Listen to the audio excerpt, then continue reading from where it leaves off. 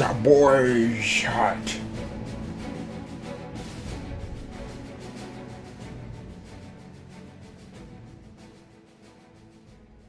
Welcome to the second episode of the Boyz Hut podcast. Today we are covering what Chaos is and the Chaos Primarks and Space Marine Legions. Because of the length of this podcast, we have decided to make it into two parts. You are currently watching part 1 of 2, and with that out of the way, let's begin. Today I'm joined by, just like last time, Aiden and Michael. Hello, everyone. Hello, everyone.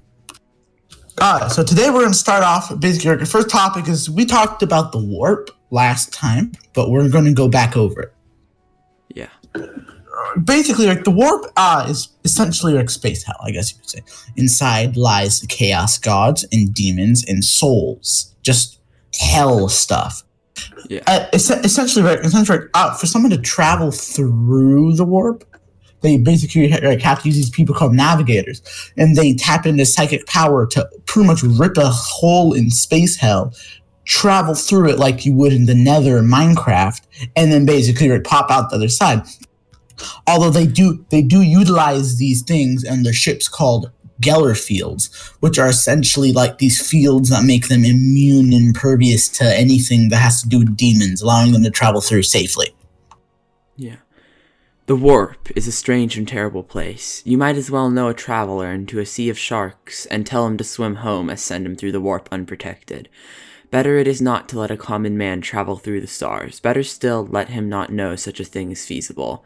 Frastaff Rain, 5th Aid to Navigator Dale. Alright, now we're going to talk about the Chaos Gods. The Chaos Gods are basically, they're very high in pop culture, mainly because, as you can see, our first one is Khorne. He is where the phrase "blood for the blood god, skull for the skull throne" goes. He basically, all of his followers are bloodthirsty berserkers. Although, let me come back on the theme of the Grimdark, where everyone is bad, but there are still good about the bad. For example, Khorne people, they may be bloodthirsty berserkers, but they have a certain level of integrity and honor to them. Blood for the blood god, skulls for the skull throne. Cornate war cry.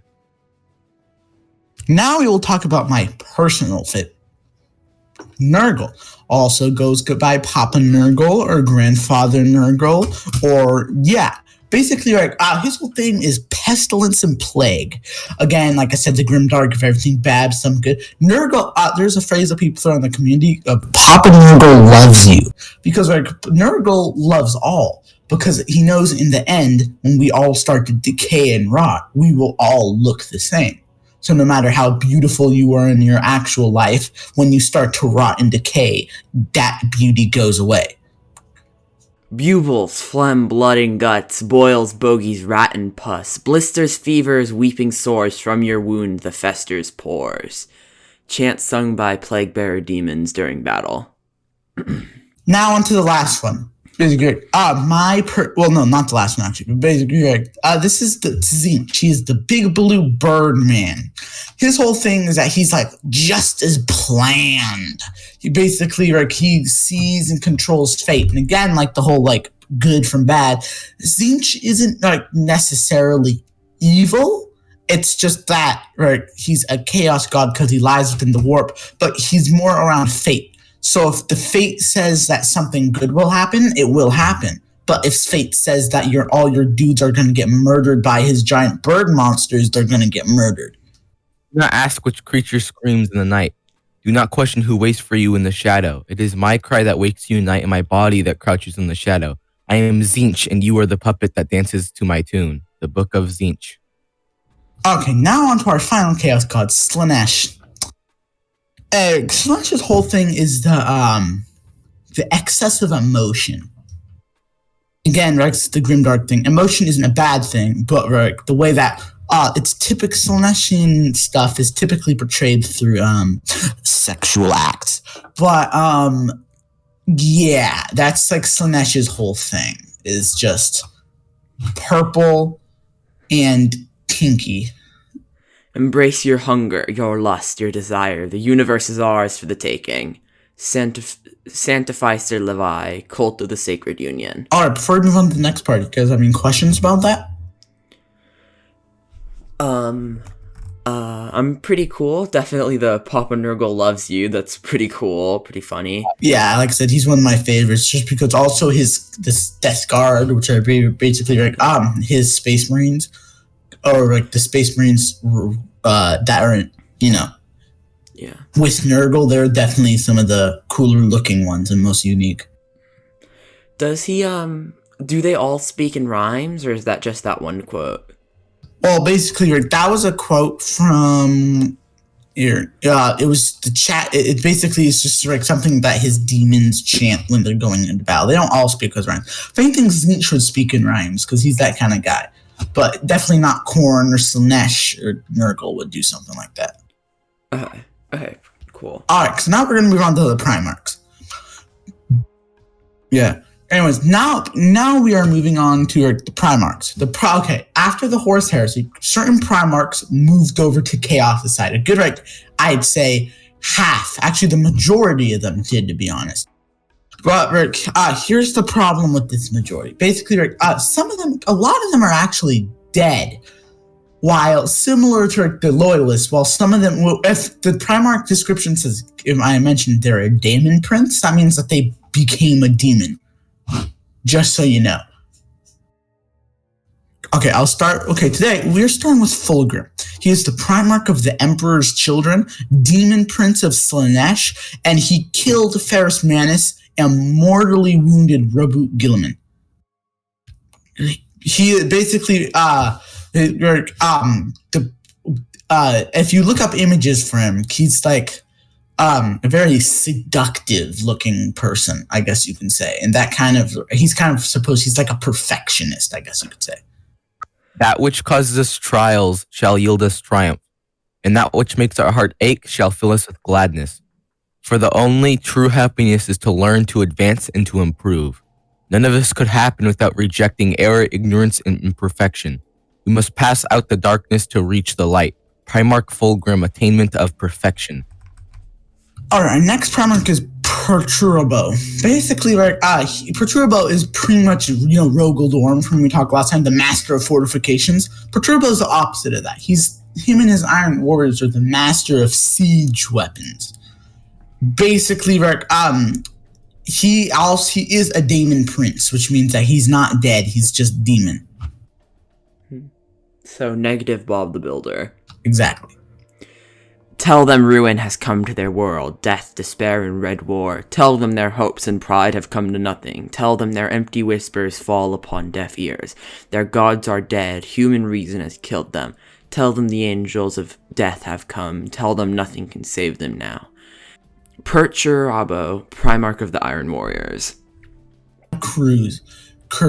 Basically, Conrad, he's basically the Primarch of the Night Lords. He is dead because he was killed during an assassin during the Siege of Terep. Then, basically, the whole thing, his thing was that he was kind of like Corvus Corax from the Raven Guard, except edgier, and he was kind of like a vampire, I guess you could say. It is better by far to be an object of fear than of respect. For one is a truth of the soul, and the other an illusion of the mind, the Codex Hydra. Our next Primarch is Angron. He's the Primarch of the World Eaters, the Demon Prince of Khorne. Angron was like, he's just, he's like very angry all the time, I guess you could say. That's basically, if any follower of Khorne, typically when they are in battle, they are screaming at the top of their lungs the entire time, and they're very bloodthirsty. You kept that mule Cor Pharaon. Russ kept his kin friends. The lion kept Luther. Humans, brothers, and foster fathers, saved and raised into legion ranks, but not me. Not Angron, no. But did the Emperor teleport his gold-wrapped custodians down to help me and my army? No. Did he free the warhounds and order them to battle, fight alongside me? No. Did he save my brothers and sisters the way he spared and honored the lion's closest kin? The way he honored Cor Pharaon? No and no and no. No mercy for Angron. Angron the Oathbreaker. Angron the Betrayer. Primarch Angron explaining his anger towards the Emperor to his brother Lorgar, Primarch of the World Bearers. Our final Primarch for this part is Mortaren. He is the Primarch of the Death God. is a demon prince of Nurgle. Basically, like, Mortarion basically isn't interested in pop because, like, in the fan, there's some fan theory saying that he's maybe a Primarch who returns to the Emperor and regresses chaos. Because, basically, like, if you see a picture of Mortarion, he has giant, like, demon rings, but he also has a scythe. And the thing about Mortarion is that there's many, like, descriptions of him keeping him, like, being oddly clean for a Nurgle person. And if you see any images of any Death Guard or Nurgle demons, you know that they are the opposite of clean. Yeah, they're very dirty. They have like guts spilling out of them and stuff. Yeah. Pretty gross.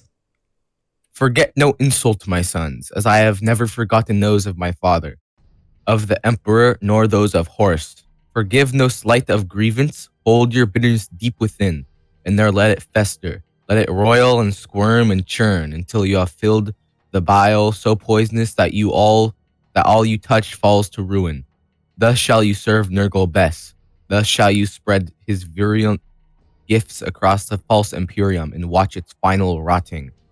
All right. Arion, Demon Primarch of Nurgle. This is going to conclude part 1 of 2 on our brief overview of what Chaos is, the Chaos Primarch, and Space Marine Legions. Hope you enjoyed.